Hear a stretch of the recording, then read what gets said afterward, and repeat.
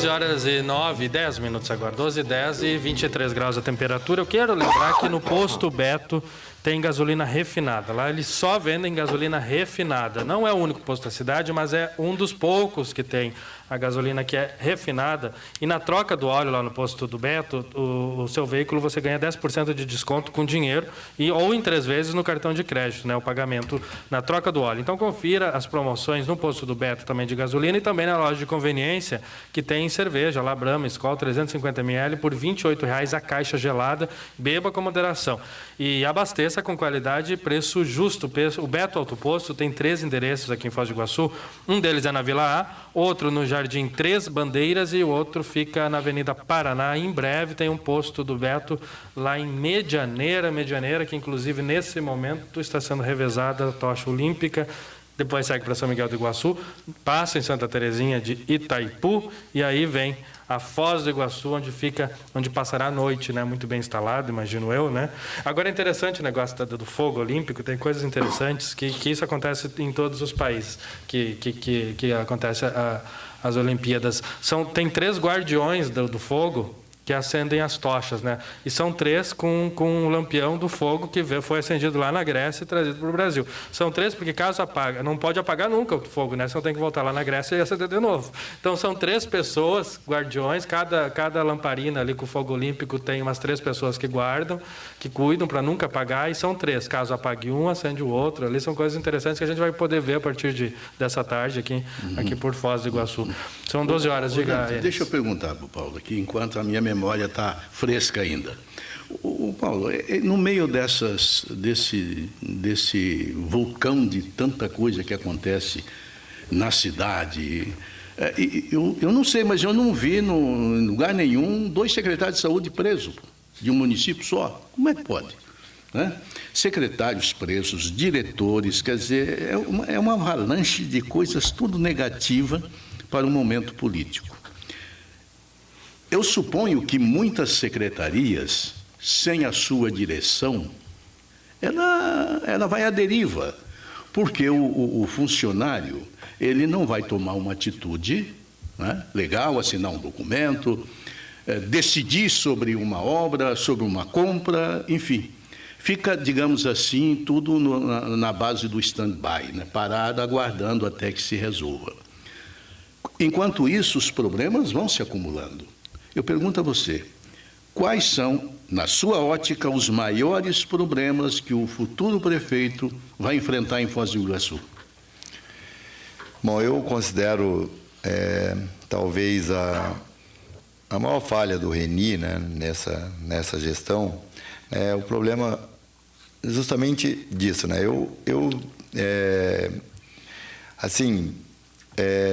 Vejo que para tocar uma prefeitura como essa, primeiro tem que ter muita responsabilidade, né? Eu acho que tem que encarar a coisa como um problema difícil gestão, né? São 6 mil funcionários, né? Um orçamento de quase 800 milhões de reais. Eu vejo assim que o Reni, né, pelo fato da trajetória dele de vir de deputado, né, que não é legislativa, diferente da execução.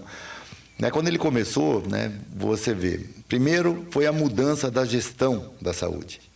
Eu acho que deveria ter sido, né, eu acho que o ProSaúde, dentro do o Paulo tinha tentado de 2 ou 3 outras formas, né, e chegou à conclusão que o ProSaúde era uma empresa uma OS, que já tem encargos sociais muito abaixo, que tinha experiência de 53 ou 54 hospitais. Quando faz uma compra para 54 hospitais, é diferente do que você comprar para um só. Tem um know-how de conhecimento, como orientar essa secretária, como orientar aquela trabalhadora que tira o raio-x, como é que toda essa gestão, né, estava no ProSaúde e estava funcionando, né? Estava funcionando bem, né? Não perfeito, porque nada é perfeito. Mas aí houve um problema de legislação, né? E nessa legislação, aí vem a parte política, porque, né, a legislação estava proibindo no Paraná, ou em Foz do Iguaçu, né, o Ministério Público interviu e disse que teria que ser mudado aquele sistema de gestão. Se a cidade fosse unida politicamente, teria que ter brigado todo mundo junto para que aquele sistema pudesse ser. Porque é uma terceirização, que ele não consta. Mas por que em Foz do Iguaçu não pode, tantos outros lugares podem e que dão certo? Né? E aí que eu considero assim, por exemplo, como o prefeito ganhou falando mal do outro, que vai melhorar isso, vai melhorar aquilo, deixou que isso, né, eu lembro muito bem, numa entrevista aqui na rádio, acho que o Paulo dava naquele programa, ele contou aqui, que ele foi lá para assinar um TAC, que era um termo de ajuste de conduta, para mudar o sistema. E de lá ele já tinha perdido a eleição, ele ligou para o Reni e falou: Reni, os caras querem que eu assine aqui, esse negócio é um prejuízo danado se a gente tiver que mudar o sistema. E o Reni falou: pode assinar, só pede um prazo. Aí veio, se eu não me engano, para dia 15 de abril. E o Reni pegou a prefeitura sabendo que ia mudar, e sabendo que ia ter que mudar todo o sistema. Você entende? Aí, por exemplo, veio uma má gestão, né, do laboratório funcionando, contratar outro laboratório. Aí aquelas pessoas, isso conheço pessoas que trabalhavam no laboratório, ficaram ali fazendo outro servicinho qualquer, enquanto veio outro laboratório terceirizado. E aí subiu de 3,5 milhões para 7 milhões de despesa e não ficou com um atendimento igual. Quer dizer, um problema de gestão, um problema que deveria ter sido pensado lá no passado, né? Lá, vamos brigar junto para que a gente consiga ficar com a ProSaúde ou com a OS, que eu acho, pelo que eu li, todos os negócios, seria a melhor forma. Sabe, então, é uma pena, né, que a parte política intervém, né, que um quer fazer diferente do outro, mas eu considero assim que qualquer pessoa que pegar, né, ele tem que ter uma equipe, né. Hoje você vê, eu vejo com, né, o Leandro aqui, que nós trabalhamos com obras iguais, né, o arquiteto Leandro tem que fazer uma aprovação de projeto, e é uma dificuldade, né? A prefeitura, né, que tem hora que tem secretário, outra hora não tem secretário, não tem quem assina, sabe? Então aí não tem secretário de planejamento, não tem secretário de obras, aí agora não tem secretário de saúde, vai mudando aí a cada 2, 3 meses. Não tem como fazer uma administração desse jeito, né? Eu acho que qualquer uma pessoa que ganhar, ele tem que pensar na responsabilidade que ele tem com uma cidade grande como é Foz do Iguaçu, né? E ele tem que entrar pensando nessa responsabilidade que ele tem com todas as pessoas daqui, com toda a população daqui, né? Ele não pode entrar lá achando que é uma coisa fácil, que é política, pensando, não, eu vou me reeleger ou depois eu vou ser deputado. Sabe, eu acho que é uma coisa que a gente tem que cobrar a responsabilidade das pessoas que estão no setor público. Eu acho assim que o que aconteceu nessa gestão, me perdoe, mas me parece que falta gana de vontade de arrumar, sabe? Hoje não sei como é que anda a prefeitura. Né? O que eu talvez eu veja, assim, Paulo, talvez o comprometimento, né, com a nossa cidade, né? Talvez isso, nessa gestão, a gente realmente a gente não vê, né? Imagina, assim, a dificuldade do funcionário público, né? Que hoje está lá na prefeitura, que eventualmente o seu secretário ou o seu chefe, né? Vamos colocar assim, não está ali, está ausente, precisa despachar o seu trabalho, porque ele também é cobrado, né? E a coisa está toda parada, né? Então, realmente, problema de gestão, como o Paulo falou, realmente a gestão ficou deficitária e a população, né, sofre com isso, porque está tudo travado, né? Hoje, a gente, como você mesmo comentou, né, a dificuldade para a gente liberar um alvará de obra ou de abertura de empresa, que eu já citei aqui em outra situação, né? E a gente precisa, de alguma forma, solucionar isso daí. E para resolver isso, a próxima gestão, né, ou o novo prefeito, ou a continuidade desse prefeito, não sei, vai ter dificuldade para poder organizar isso tudo, né, e retomar da forma que a gente entende como ideal para a nossa cidade, né? 12h20 tem pessoas se manifestando pelo WhatsApp, né, Júlio? Exatamente, Dante, bastante gente participando aqui do WhatsApp. Primeiro, um ouvinte perguntou a respeito de que horas começam shows no Gramadão. A partir das 4h30 da tarde, 16h30, já haverá música lá no Gramadão. E aí se estende até a chegada da tocha. Depois do acendimento da pira lá no Gramadão também haverá um show ali com diversos artistas. Então, quem quiser chegar lá no Gramadão, a partir das 16h30 já terá atrações musicais lá.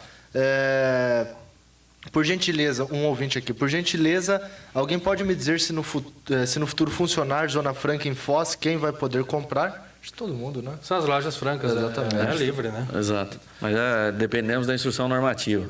Mas tem... todos poderão comprar, né? Desde que comprovem trânsito, né? Tem que comprovar trânsito de um país para outro, né? Ah, tá. O que estando em Foz não é problema, né? Exato. Agora tem um cadastro, alguma coisa para a pessoa que compra, né? Um CPF, alguma coisa assim. Exato. A Rose se manifestando aqui, acredito que o candidato tem que ser da cidade, bom filho, bom pai, bom esposo, bom vizinho, bom patrão, bom funcionário.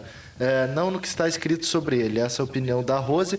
O seu Laudelino, da Casa Vitória, parabenizando aqui, dizendo que o Paulo está corretíssimo nas observações, é o pensamento da grande maioria da população, sempre buscando o bem e o progresso da cidade de um modo geral. Uma cidade bem administrada e progressista traz benefícios para todos. Parabéns. É a opinião do seu Laudelino, que manda lá na Vila Portes, né, Dante? O xerife da Vila Portes. Ele é o xerife da Vila Portes. Todo problema na Vila Portes, a pessoa vai reclamar com o seu Laudelino lá, e ele não gosta que diga isso, porque o pessoal fica indo lá e achando que é verdade, que ele resolve tudo. O Laércio também participando, nosso ouvinte. Bom dia, equipe da Cultura. É ótimo isso. O candidato é de boa referência, não precisa propaganda, pois fez com sua história de luta, tudo isso é um voto de transformação. Tem muitos candidatos preocupados, pois tem dinheiro, mas ninguém conhece sua história, que seria feita com dinheiro. Com certeza seria só para ganhar dinheiro, e política não é empresa. É um trabalho de coincidência social, ajudar o próximo. Está aqui a opinião do Laércio, essas as participações de hoje aqui no WhatsApp até agora. Ok, são 12 horas. E a dona Helena também manifestando a opinião dela aqui contra a tocha olímpica, contra a passagem, diz que a tocha só interessa a quem propõe, ou seja, uma organização internacional mafiosa, e diga-se mais, esses malandros, além de prejudicar o comércio das cidades, eles cobram uma exorbitância do município, logo quem paga a conta somos todos nós. Está aí a opinião da dona Helena. O município não está pagando nada, né? Como eu já tinha dito, o revezamento da tocha é custeado pelos patrocinadores, que é a Coca-Cola, a Nissan e o Bradesco. Né? Isso no Brasil inteiro. As pessoas têm que pensar mais grande, né? Principalmente em cidades como Foz do Iguaçu, que tem atrativos conhecidos no mundo inteiro. Se o Leandro pode me ajudar nisso, se o Fundo Iguaçu, o setor turístico de Foz do Iguaçu, fosse pagar a mídia que será feita de hoje até amanhã, gastaria, né, Leandro, alguns milhões de reais. E o que está sendo feito hoje é uma mídia espontânea e gratuita aí dessas imagens dos atrativos de Foz que vão rodar o mundo a partir de hoje. Exato. Eu acho que é importantíssimo, é um momento histórico para a nossa cidade. E realmente gera uma mídia espontânea que não tem o custo disso, nós não sabemos nem mensurar. Nós recebemos aqui algumas reclamações do comércio, né, porque as ruas estão trancadas agora. Eu achei que tem um manhã. pouquinho de exagero nisso, né? Exato. Não precisava ficar, por exemplo, o dia inteiro Brasil Exato. fechado. Eu entendo que talvez poderia ser discutido melhor isso daí, né? Inclusive, e aí faço meia-culpa. Eventualmente a CIF poderia ter intervido nisso, não sei se compete à CIF, mas... São os padrões de segurança internacional. Exato, tem os padrões que exigem e talvez a gente não conseguiria mudar essa situação. São 12h23. Eu acho que tem mais benefício do que malefício. Né? Se existem senões, existem porque tem gente daqui que...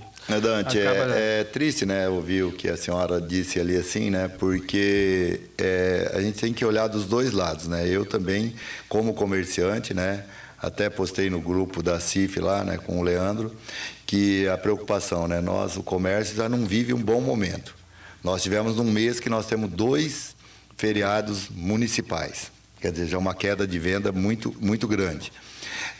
E aí, no último dia do mês, né, a Avenida Brasil, principalmente, que vão ser os mais prejudicados, quer dizer, daqui 5, 6 dias, o comerciante tem que pagar o salário dos seus colaboradores. Então, nesse ponto, eu acho muito prejudicial.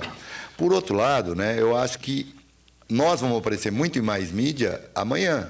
Né? Porque amanhã é que ela vai percorrer, eu acho que de carro, pelo que eu ouvi, porque amanhã, né, hoje são uns 20 quilômetros ali com as 100 e poucas pessoas, mas amanhã ela deve ir com um carro, alguma coisa que vai para as cataratas, né? Vai entrar lá no Macuco Safari. Quer dizer, aí dá uma imagem, né, na Itaipu, no templo budista, na mesquita, né? Esse sim, eu acredito que aí nós temos que tirar o chapéu, porque nós vamos ter essa mídia gratuita e esperamos que isso faça com que mais turistas vejam do mundo inteiro e possam vir para cá. Por outro lado, né, as Olimpíadas seriam um canal muito bom para ver o Brasil, né? Mas eu fico triste com as Olimpíadas, sou uma pessoa aficionada por esporte, né? Por qualquer tipo de esporte, acho que o esporte consegue assim motivar a fazer com que as pessoas mudem de vida em função da prática de um esporte ou de um lazer. Mas o principal do nosso país hoje, né, que eu tenho pena, é que a gente tem tantas prioridades e o próprias Olimpíadas. Nós vamos ver agora o Brasil com a terceira população do mundo, eu acho que nós temos, nós não ficamos estamos brigando para ver se vamos ficar em 10º lugar. Nós vamos perder nas Olimpíadas, aí vocês vão ver a diferença. E nós podemos sentir a diferença agora na Eurocopa, quando uma seleção de um país de 300 mil habitantes, como a Islândia, 320 mil habitantes, da Foz do Iguaçu e Santa Terezinha junto, consegue fazer uma seleção para ganhar da Inglaterra. Não é verdade? Aí você vê, por exemplo, um Uruguai com 3 milhões de habitantes. É mais fácil perder da Alemanha, Paulo? Né? Aí você vê, por exemplo, como é que está o nosso negócio, o nosso jeitinho, quais são os valores do país. Por exemplo, eu sou um cara aficionado por futebol, mas o Uruguai com 3 mil habitantes, 3 milhões de habitantes, o Soares lá na reserva brigando para entrar, né? Para poder defender o país dele. E o Neymar estava lá fazendo festa lá, né? Pediu licença para não participar das duas competições, né? Então, esse amor próprio, né? A gente ter, por exemplo, quando eu vejo aquele como é que é o nome dele? O Neymar disse que é um sacrifício muito grande participar da seleção brasileira. Você entende? Então, esse é o problema, né? Aí, quando você vê uma seleção igual a da Islândia lá, o grito de guerra deles, né? Pô, coisa mais linda. Ali é sangue, como os caras cantam um hino. Nós temos que aprender a cantar um hino, nós temos que ter patriotismo. Mas como ter, por exemplo, né? Eu digo assim que os medalhistas olímpicos nossos, que são individuais, como aquele da argola, que me fugiu o nome dele agora. Arthur Zanetti. Esse cara nós temos que admirar demais o cara, porque é sozinho, é força do pai dele, do professor dele e dele. Porque o próprio não tem patrocínio. 2 anos depois que ele ganhou a medalha de ouro olímpica, e foram lá entrevistar ele, comia marmita lá no treinamento, né? Dormia num colchonete lá. Aonde que nós vamos fazer as Olimpíadas se nós vamos passar, né? Vamos comparar. Né? A nossa população é mais ou menos aí, um pouco menos talvez dos Estados Unidos, né? Menos um pouco, mas vamos ver quantas medalhas eles fazem. Nós perdemos para muitos países insignificantes, mas que estão ali focados no esporte, né? no aprendizado, como treinam as pessoas, como as pessoas são no Olímpico. Então, o espírito olímpico ele é muito importante, mas eu acho que também é hora da gente avaliar o que a gente está fazendo errado para a gente ser melhor em tudo que a gente faz. Né? A gente acabar com esse negócio de jeitinho brasileiro, saber que as coisas... Por exemplo, hoje, né, um dos problemas do país, né, agora, a reforma da Previdência.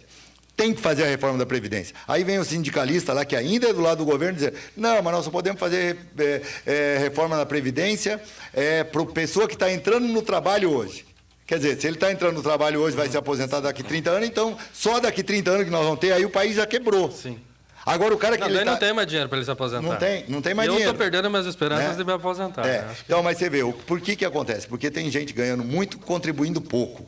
Né? Não pode, a pessoa fala, não, mas eu tenho o direito adquirido. Pô, ele adquiriu um direito, porque ele trabalhou 25 anos como funcionário público, contribuindo com 11% ao mês aí, depois ele se aposenta, vai viver mais 30, 35 anos ganhando salário integral. Da onde veio esse dinheiro? E daí é setor que direito é esse? E aí é o trabalhador privado que tem que sustentar. Você entende? Não é? Aí você vê um aposentado ganhando 800 mil reais aí por mês, aí, né? Então, e é lamentável também que aí a gente vê ontem lá o Senado aprovando o reajuste do judiciário. 41%. Pô, tudo bem, eles merecem, têm que receber, estão defasados e tal, mas será que é o momento, né? Diante de nós, aí o governo tentando, de repente, acrescentar imposto, né? Alguém tem que pagar essa conta. né? E aí o déficit lá, 170 bilhões, eles justificaram que esses 26 bilhões que vai acarretar com esse ajuste do judiciário, mas seria 150 bilhões, então, e não 170 bilhões, né? Vamos levar... E o momento também que a coisa está, né? Então, a gente precisa rever mesmo, a coisa precisa ser passada limpa. Né? Esta semana, Paulo, em entrevista a um jornal, até do interior, não lembro que o ex-ministro do Fernando Henrique Cardoso na área da Previdência, o Reynold Stefanes, né? Paranaense, foi ele que fez a última reforma da Previdência em 1991. E a entrevista era exatamente nesse sentido, o que ele achava que tinha que mudar, porque a Previdência, se não mudar, daqui mais um quebra também, né? Toda hora que precisa de dinheiro, põe dinheiro, uma hora não tem onde tirar mais, né? Então ele diz o seguinte, olha, nós temos que acabar com essa história de o camarada aposentar com 50 anos. Quantos tem no Estado, no governo do Estado, no governo federal, com 50 anos? E abre um parênteses de políticos, a maioria tudo político, com 50 anos, né, aposenta com 30, 40, 50 mil reais. Ele diz, e outro peso também negativo para a Previdência. Tem brasileiros políticos com 3 aposentadorias. Entre aspas, de novo, aparece José Sarney. Aposentadoria como governador, como presidente da República, como presidente do Senado. Quer dizer, são 3 aposentadorias que normalmente isso aí não é pouco dinheiro, é muito dinheiro. Ele disse, se não fizer essa reforma, estabelecer uma data para que... Uma data que eu digo não, uma idade exatamente justa para que a pessoa se aposente, vai quebrar todo mundo. Não é assim, Paulo? E você, todo mundo aí que tem um pouco mais de conhecimento e de idade, talvez, né, o Fernando Henrique, em 1998, ele disse que o cara que se aposentasse com menos de 50 era vagabundo.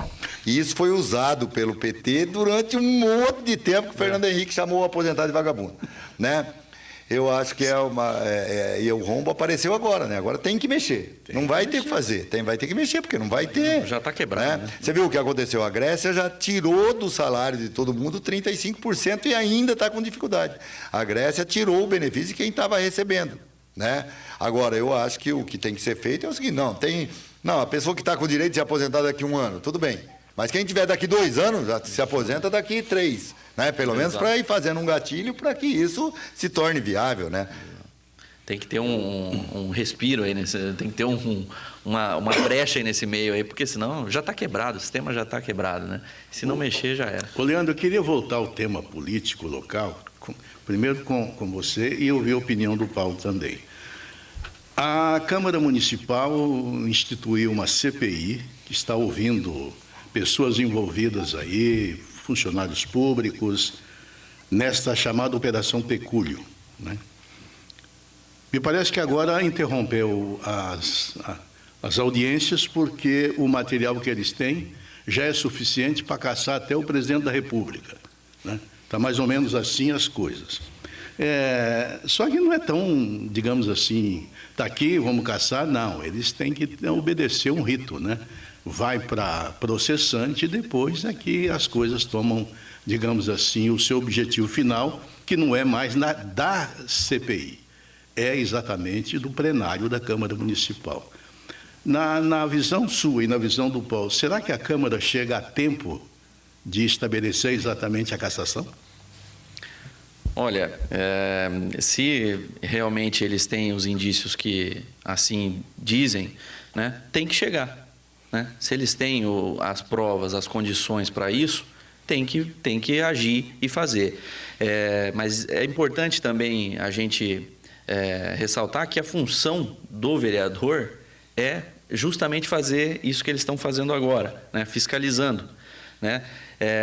Mas é importante ressaltar que já está em final de mandato, né? Essa fiscalização ela deve ser contínua, né? Muita coisa poderia ter sido já... Lá atrás, né? Exato, poderia já ter sido vista, poderia já ter sido levantada já há um bom tempo, né? Então, agora o que a gente torce é para que se resolva logo, né? Como eu já falei anteriormente, a gente tem que apoiar toda a investigação, tudo, o Ministério Público, quem quer que seja, para que se resolva logo, para que a cidade retome, né? Mas fica essa observação de que eles devem fiscalizar constantemente, né? Devem fiscalizar. E aí, se tiverem agora, como está comentado, que chegue logo a cassação, que busque quem tem que buscar e resolva isso, né? Ô Paulo, as delações de empresários que envolvidas nesta operação Pecúlio teria uma conotação muito grande com o chamado mensalinho,